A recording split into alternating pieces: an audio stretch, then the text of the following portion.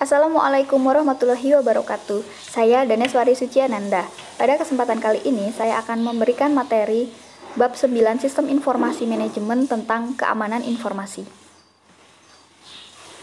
Tujuan pembelajarannya yang pertama yaitu memahami kebutuhan organisasi akan keamanan dan pengendalian. Yang kedua, memahami 3 tujuan utama keamanan informasi. Yang ketiga, memahami ancaman, resiko, dan pengendalian. Yang keempat, mengetahui proses implementasi kebijakan informasi. Pengantar dari bab ini yaitu keamanan informasi dimaksudkan untuk mencapai kerahasiaan, ketersediaan, dan integritas di dalam sumber daya informasi perusahaan. Manajemen keamanan informasi terdiri dari 1. Perlindungan sehari-hari yang disebut manajemen keamanan informasi atau Information Security Management atau ISM. Yang kedua, persiapan untuk menghadapi operasi setelah bencana disebut manajemen kesinambungan bisnis atau Business Continuity Management atau BCM. Kemudian yang pertama, kebutuhan organisasi akan keamanan dan pengendalian. Pada saat Perang Vietnam, sejumlah instansi komputer dirusak oleh para pemrotes. Nah, pengalaman tersebut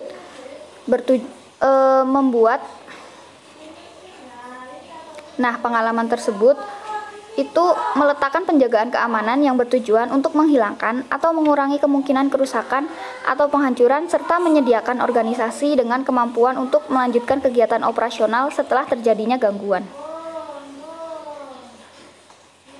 Kemudian yang kedua, keamanan informasi. Keamanan informasi berkaitan dengan semua sumber daya informasi, bukan hanya peranti keras data, namun juga peranti lunak, fasilitas komputer, dan personel. Istilah keamanan informasi digunakan untuk mendeskripsikan perlindungan baik peralatan komputer dan non-komputer, fasilitas, data, dan informasi dari penyalahgunaan pihak-pihak yang tidak berwenang. Yang ketiga, tujuan keamanan informasi. Nah, tujuan keamanan informasi itu ada 3. Yang pertama, kerahasiaan, yaitu melindungi data dan informasi perusahaan dari penyingkapan orang-orang yang tidak berhak. Yang kedua, ketersediaan, yaitu meyakinkan bahwa data dan informasi perusahaan hanya dapat digunakan oleh orang yang berhak menggunakannya. Yang ketiga, integritas, yaitu sistem informasi perlu menyediakan representasi yang akurat dari sistem fisik yang direpresentasikan. Kemudian yang keempat, manajemen keamanan informasi. Nah, manajemen keamanan informasi terdiri dari 2 area. Yang pertama, manajemen keamanan informasi, yaitu aktivitas untuk menjaga agar sumber daya informasi tetap aman. Yang kedua, manajemen keberlangsungan bisnis, yaitu aktivasi untuk menjaga agar perusahaan dan sumber daya informasi tetap berfungsi setelah adanya bencana. Yang kelima, manajemen keamanan informasi.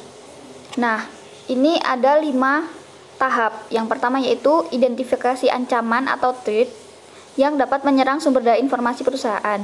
Yang kedua, mendefinisikan resiko dari ancaman-ancaman tersebut. Yang ketiga, menentukan kebijakan keamanan informasi. Yang keempat, menerapkan pengendalian atau controls yang tertuju pada resiko. Hubungan logis antara ancaman, resiko, dan pengendalian adalah ketika ada ancaman, maka ada resiko yang timbul dan harus ada pengendalian terhadap resiko tersebut. Kemudian yang keenam adalah ancaman. Ancaman keamanan informasi adalah seseorang, organisasi, mekanisme, atau peristiwa yang dapat berpotensi menimbulkan kejahatan pada sumber daya informasi perusahaan. Ancaman dapat berupa internal atau eksternal, disengaja ataupun tidak disengaja. Jenis ancaman yang paling terkenal yaitu virus. Virus adalah sebuah program komputer yang dapat mereplikasi dirinya sendiri tanpa pengetahuan pengguna. Kemudian ada worm, ada Trojan horse, ada adware, ada spyware yang bisa kalian baca dan kalian sudah pernah mempelajarinya pada sistem informasi akuntansi. Kemudian yang ketujuh, resiko. Tindakan sah yang menyebabkan resiko dapat digolongkan ke dalam 4 jenis. Yang pertama, pencurian dan penyingkapan tidak terotorisasi.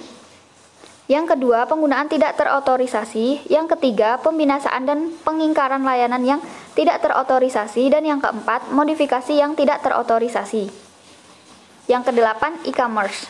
E-commerce telah memperkenalkan sebuah keamanan resiko yang baru, yaitu penipuan kartu kredit. American Express dan Visa telah mengimplementasikan program yang mengarahkan secara rinci pada e-commerce.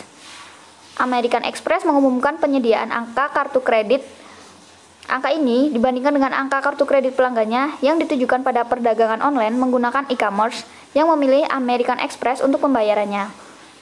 Visa telah mengumumkan 10 praktek terkait dengan keamanan yang mereka harap pengecernya untuk mengikuti lebih dari 3 langkah praktek yang umum dilakukan. Yang ke-9, mendefinisikan resiko.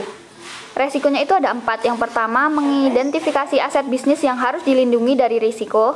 2. Menyadari risiko. 3. Tentukan tingkat dampak pada perusahaan jika risiko benar-benar terjadi. Dan yang keempat, menganalisis kerentanan perusahaan.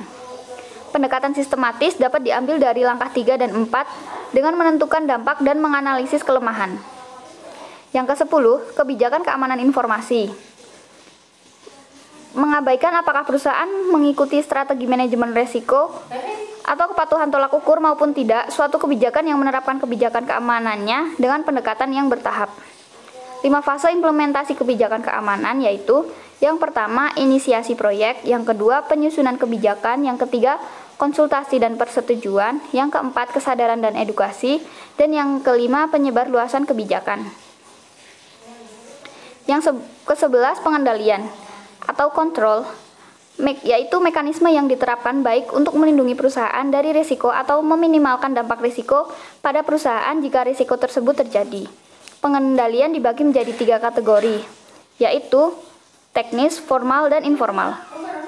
Pengendalian teknis atau technical control, yaitu pengendalian yang menjadi satu di dalam sistem dan dibuat oleh penyusun sistem selama masa siklus penyusunan sistem.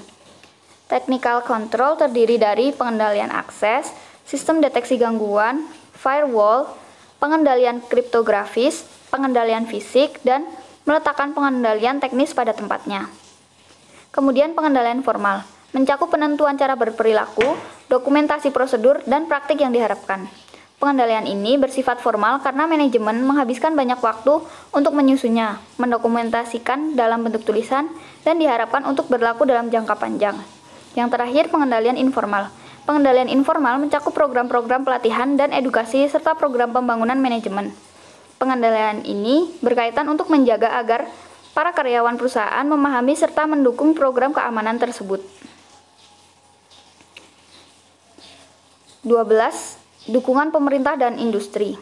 Contoh standar-standar yang ditujukan untuk menjadi panduan bagi organisasi yang ingin mendapatkan keamanan informasi yaitu BS 7799 milik Inggris, BSI IT Baseline Protection Manual, COBIT, GASSP, dan ISF Standard of Good Practice 26.